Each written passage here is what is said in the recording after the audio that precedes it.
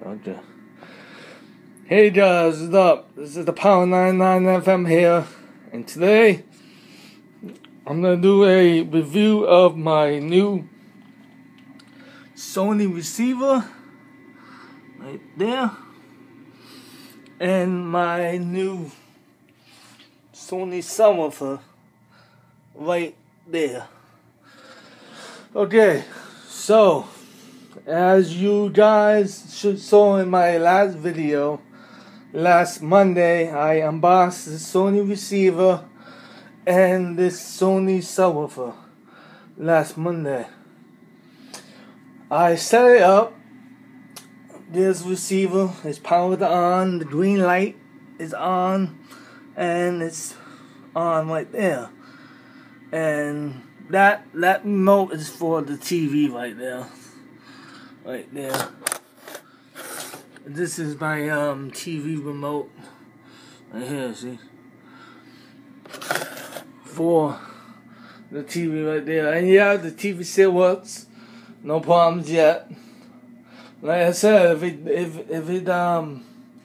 it messes up, I will surely make a video and tell you guys. But for now, the TV seems to be pretty good now. So, on to the receiver. So, well, I should say, as you guys see on the screen, it says easy setup, perform easy setup for basic settings, start or skip. As you see, I can't press the start button to start this setup because I don't have the remote. Because, like I said, I don't know why the box was opened and somebody probably smashed his hand in the box and took the remote out, and he took the remote because I don't have the remote for this Sony receiver, so I can't start setup. So I can't show you guys what the setup entails because I don't have the remote. Yeah, it does kind of suck, but I'm hopefully I can find the remote on Amazon and get it so I can show you guys what the setup looks like, because I'm intrigued to see what the setup looks like. I myself don't know what that setup entails, but I will soon. If you guys want to see what that setup entails, when I do get the remote, I'll film me going through that setup because I'm curious to see what that setup is like. But let me know in the comments if you guys want to see that, and I'll do it when I get the remote. So, onto the receiver. This is a Sony DH5500 receiver. It does DTS, Dolby Digital Pro Audio 1 and 2, Dolby Surround, DTS ES, DTS HD, DTS, and DTS 6.1, and it, well, 5.1. Well, I should say 5.2 because you can have 5 speakers hooked up to this, and you can have 2 subwoofers on this receiver. I don't know why you would want 2 subwoofers on this receiver, but if I do get myself another subwoofer, I might have 2 on this receiver, but 1 subwoofer is fine for me for right now. I don't need, and I'm not looking forward to having 2 subwoofers on this receiver. So I do have to say, this is the best receiver that I've ever owned in my life. I've only had about, I've only had about 3 receivers. I've had my whole life. I've had a, I know I had a JVC receiver back in 2007. It was black, but it wasn't HDMI. It was just a normal JVC black receiver with no HDMI inputs, and that was really good. And I gave that to a friend of mine, and then he ended up selling it for something else, and that receiver went bye-bye. And I only had that receiver for about a year.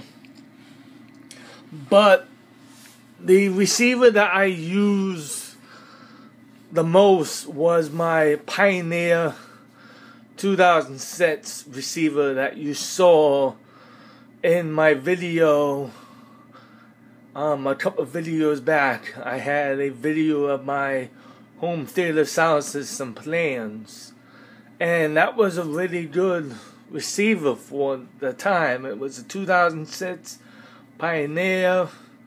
It did DTS and Dolby Pro Logic 2. Well, it said it did, but it was broken. It really didn't do it, but it did DTS, but not Dolby Pro Logic 2, because that was broken over the years of normal wear and tear on the receiver.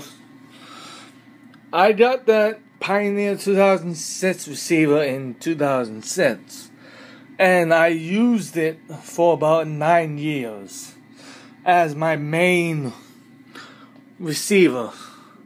And it was really good, but it was really time for an upgrade, because I wanted to use HDMI, and I wanted to get away from using optical, and I wanted to use HDMI, and I wanted to have an upgrade, and that receiver didn't have HDMI, and it was really old, and it was really nice. It was just time for an upgrade, to get rid of the old stuff and get something new. So I got this Sony receiver at Walmart for $200, and it wasn't an open box item. It should have been listed as an open box item, but it wasn't. It should have been, because the box was completely smashed. It should have been as open box item. I should have really only paid about $150 for the receiver, because it didn't come with the remote. But you know, what can you do? I think the reason why it didn't come with the remote was because somebody went to the store, looked at that receiver, and said, I have the same receiver. And they probably smashed open the box with a knife or something, cut open the box, and took the remote out the box and just walked out the store. But then again, you can't do that, because there's cameras everywhere in the store, so you can't do that. There's cameras like above you, up above in the ceiling, so you really can't, you really can't get away with doing that, you know. There's cameras, so even if someone did that, they would get caught by the camera up on the ceiling. So I think the reason, I really think the reason why the remote is missing is because some guy in the back of that works there in the back bust open the box and took the remote out and used it for something else inside the store, and forgot to put the remote back in the box. That's what I think. Or he probably stored it for himself, but then again, I don't know. You know, so it really should have been listed as an open box item, but, you know, what can you do? So, even though this receiver did not come with a remote, and I can't and the setup over there to really set up the receiver correctly, like the subwoofer and all the speakers and stuff. Because in order for me to use a subwoofer, I have to get inside that menu to set up the subwoofer and the speakers to use the subwoofer.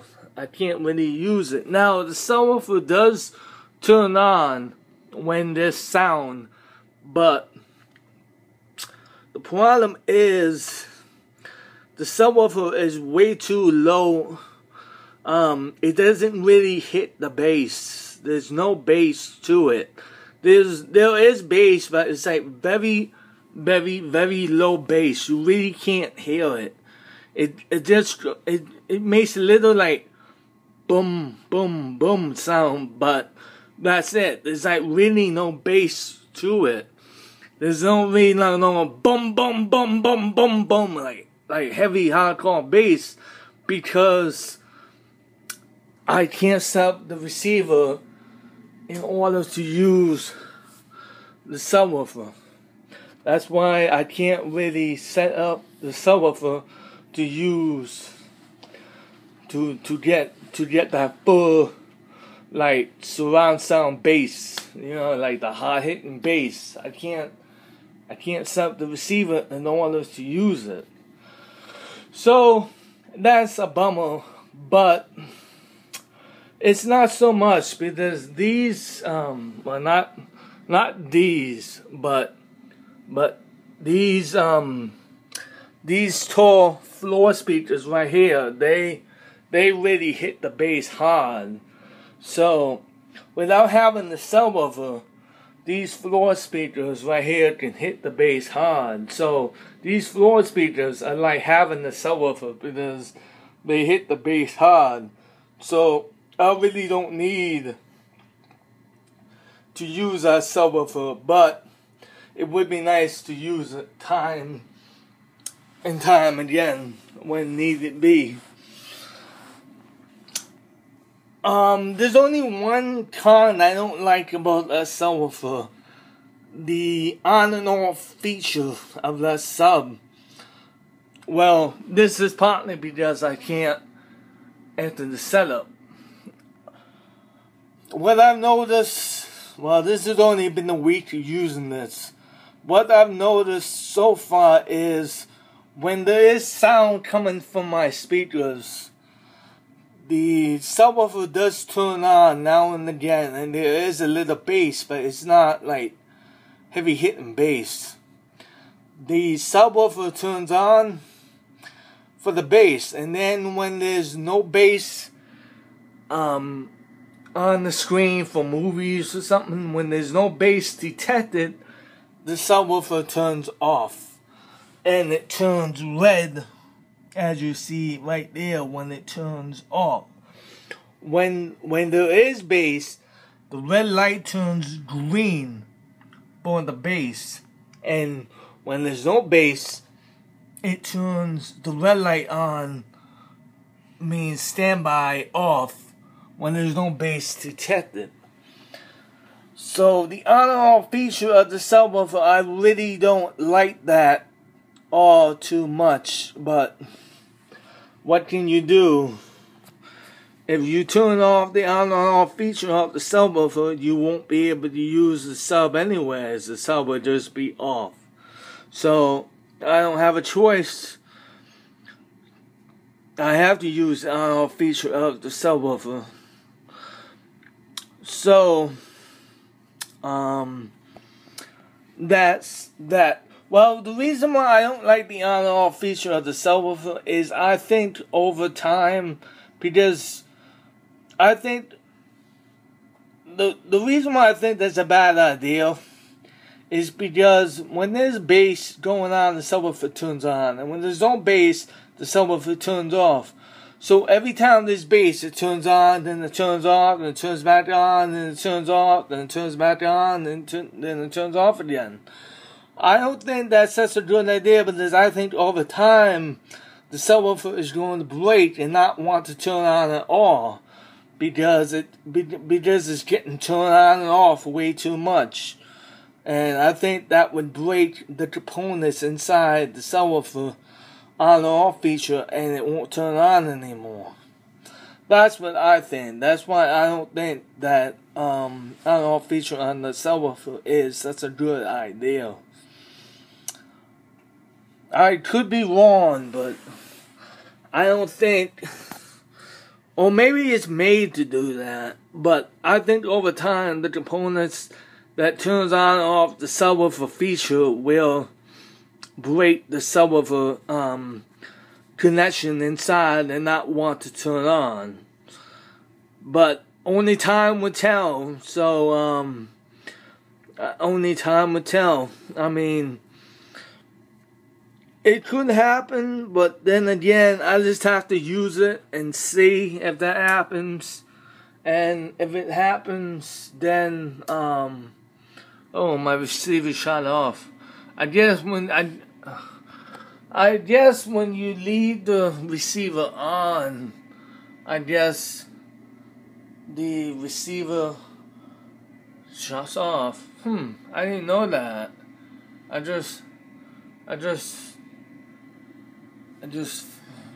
saw it right now, so I didn't know that. So when you leave the receiver on, and you don't use it, I guess, and there's no sound coming out of the speakers, I guess the receiver shuts off and it turns the TV on standby. I didn't know that. I just heard something click, and I just turned around and I saw it turn off. So as I was saying, it is a good subwoofer, but only time will tell whether it breaks or not. Of course, guys, if it does break or something, of course, guys, I will let you know if it does break.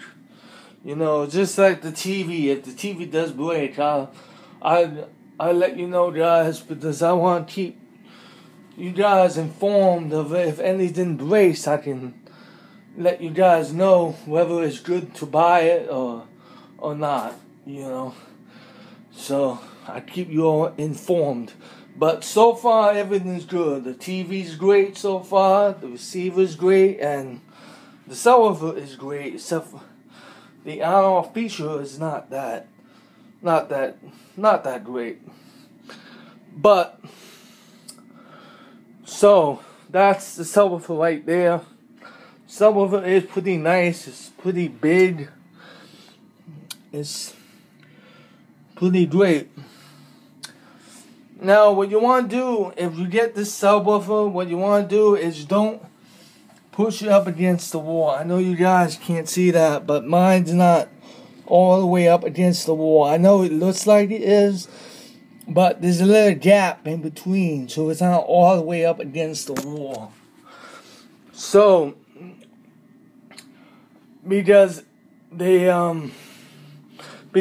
not good to put the subwoofer all the way up against the wall, because you block the vents in the back. So it's good to leave a little bit of space for the ventilation of the subwoofer to breathe. So it's not good to push the subwoofer all the way up against the wall. I know it looks like I have it all the way up against the wall, but I don't. There's a little gap in between. So I don't have mine all the way up against the wall. I know it looks like it is, but trust me, guys, I don't. So to get on to this, now that's the subwoofer. I forget the model number. I think it's SAW 2500, I believe, or 2800. I believe, but go to my video and you will see. I have the model number of the subwoofer on my video in case you guys want to know what the model number is of that subwoofer. The only reason why I know the model number of the receiver, STR DH5500, is because that's an easy model number to remember, and I can remember that very well. The TV model number, I don't know the TV's model number. I forget. The only thing I know is it is a Series H3. That's the only thing I know. I don't know the model number offhand. It's just a Series H3. I don't know the model number. But it's a great TV so far. So, the receiver. Now, to set this up like this, what you guys have to do, because I had a little bit problem setting this up because I never had an HDMI receiver before. This is all new to me, guys. I never had an HDMI receiver. This is all new to me. So, how you guys have to set this up is you need 2 HDMI cords. You need 2 of them. And what you need to do is you need to plug one HDMI cord into the 360 or the PlayStation or whatever you guys use, Apple TV or whatever you guys use. Plug one end into that, then plug the other end into the video input on the receiver. It's in the back. It says video or game or whatever it says. Just plug it into the video input, into one of the HDMI inputs in the back, and then take another HDMI cord, plug the other end of the HDMI cord, the second one, into the back of the video out input of the receiver, and then plug that end into your HDMI 1, 2, or 3 port of your TV. But what I found out you guys have to look out for is the fact that I plugged it into HDMI 1 in TV, and I got sound out the speakers, but no video. And I plugged it into HDMI 3, the same thing. I got sound out the speakers, but no video. I plugged it into HDMI 2 of the TV, and I got sound and video. As I gotta show you right now, watch that. I'll turn on the receiver. Turn on the receiver. Oh, see, turn on. Okay, see that? It's turned on. Now watch this. I'll go into the video input on the input. See that? It's HDMI, and there's a picture on the screen right now. Here, I'll show you guys that. See that? There's a picture on the screen. So, what you have to do is you have to plug it into the HDMI input on the receiver, and then you will have picture on the TV when you turn it into when you turn the input dial to HDMI input, you will have picture on the screen and all that, as you see right there. But when you have a newer TV like mine, they have this thing called MHL for HDMI 2 on the TV, and this receiver has MHL for the HDMI on the receiver. So, in order to make it work on newer TVs like mine, you have to plug. All you have to do is you have to make sure you plug the HDMI going from the receiver to the TV into the HML on the TV. So if HDMI 2 says MHL input, plug it into that so you can see video and sound. If your TV doesn't have an MHL input as this receiver does, I don't think it will work. So if I have my Sony Bravia TV, if I still had that, I don't think it would work, because that TV doesn't have MHL support. So, and this receiver has MHL support for the HDMI. So I know that Sony Bravia 46-inch did not. So I don't think I'll be able to use it. I don't think I will, but I'm only saying that because I tried HDMI 1 and 3 and it didn't work. And I tried HDMI 2 on the TV which says MHL, and the receiver says MHL, and I plugged it into there and it worked. So I think if you have this receiver that supports MHL, you have to plug it into a TV HDMI input that supports MHL in order to use it. I made a video going into more detail about that if you guys want to. That's just a quick overview of what I encountered so far. I don't know offhand what MHL stands for. I think I talked about on my TV unboxing, when I unboxed that TV. I think I went over the HDMI inputs on that TV, MHL and all that, when I unboxed that TV. So guys, go back to my unboxing of my TV and you can see what I said. I don't know offhand what I said because it was a month ago. I don't know offhand what I said.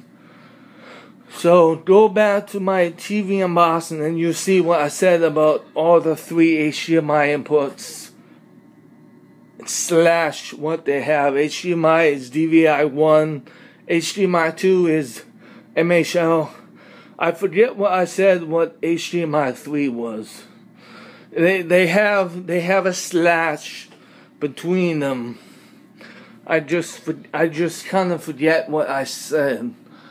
I'm not really sure. I don't want to give you guys more information, so just go to back to my TV unboxing and you guys can see what I said offhand, so you guys will know, because I kind of forget. So, oh yeah, and the plugs in the back of the receiver. The plugs in the back of the receiver are called. They use a thing called banana plugs. So, what banana plugs are is it's this new form of thing. I was kind of I didn't really understand them myself because I never had banana plugs. I always had the spring connectors on the back of receivers. I never had banana plugs. So, just real quick, what are banana plugs? Banana plugs are what you plug your speakers into on your receiver for your sound. So what you have to do is you have to unscrew each banana plug. There's banana plugs in the back of the receiver. You have to unscrew each one. What I did was I unscrewed one at a time. So I took the front speaker input and I unscrewed that. And then what I did was I plugged one end of the cable into the banana plug and then I screwed it back in. And I made sure it was inside the little tiny hole that they give you. And then I unscrewed the bottom banana plug and then I plugged the other end of the front speaker for the second wire inside the second hole of the banana plug, and then I screwed it back in. But you have to be careful, guys. What you have to be careful of is when you plug each one of the speaker wires into the banana plug holes, you have to make sure the wires are not showing. When you plug them in, you have to make sure that inside that little tiny hole that they give you, you have to make sure that they're inside that hole. You have to make sure that they're inside, because if they're not in that hole, they will. There's a thing called I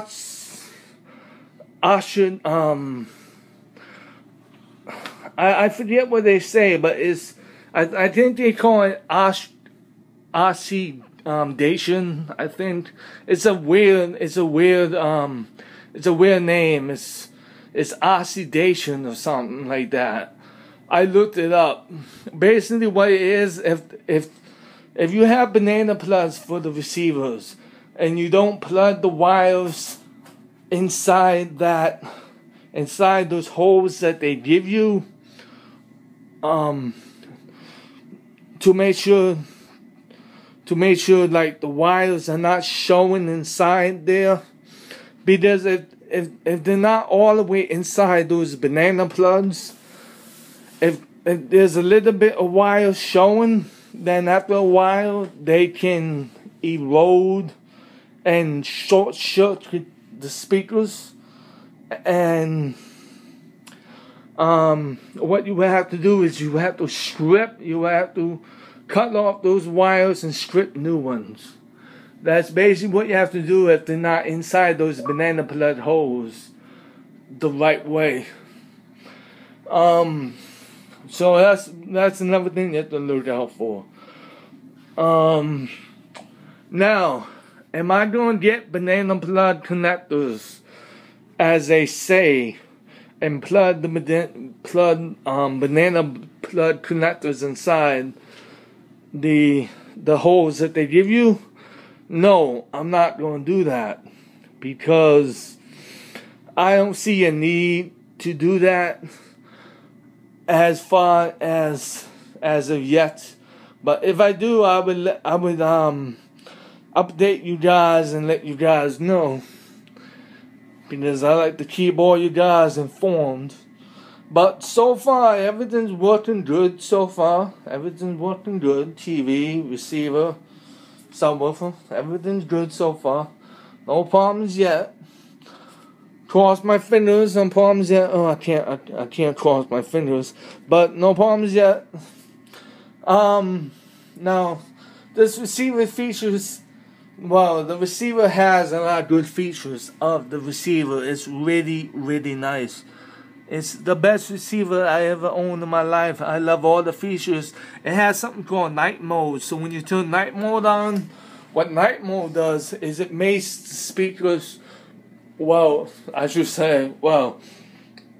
makes the speakers quieter, but it really makes the sound quieter, so it doesn't disturb other people like roommates and other people inside the house. So it makes the sound quieter, so it doesn't disturb other people when you have night mode on. And that's really good of a feature to use. But I love all the features of that receiver. It has a lot of good features. So, I guess that's all I have to talk about so far for this. I really don't have any cons for the receiver per se, as far as I can tell for right now.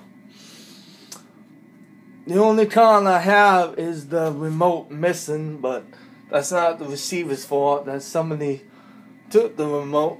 And the only con I have for the subwoofer is the on-off feature of the sub, and it doesn't really hit the hard bass as much as I thought. But when I get the remote, I'll set it up. I'll go to the setup menu and I set it up. And after I set up the menu, I will configure the subwoofer, and hopefully after I go to set up main menu, the subwoofer might be a little bit better for the bass. And if it's not better for the bass after I go to the setup menu, then what I would do is I would buy a new subwoofer and try it again, and we'll go from there. But this is a Power 99 FM here. I hope you guys all like that long video I made. Oh, it's 35 minutes. Wow.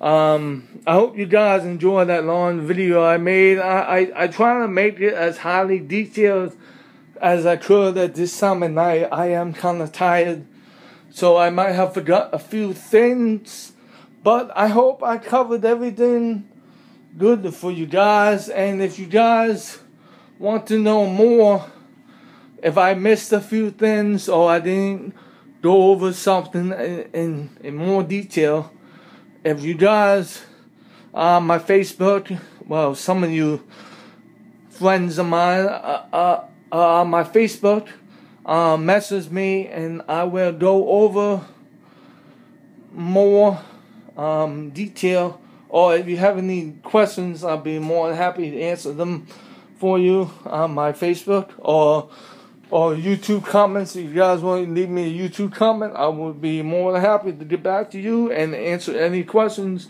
you guys may have. So I hope you guys have a really good night, and I thank you guys for 131 subscribers, and stay tuned for more because there will be more videos of this to come in the future, and I hope you guys all enjoy. And this is the Power 99 FM here, saying peace and stay classy, yo.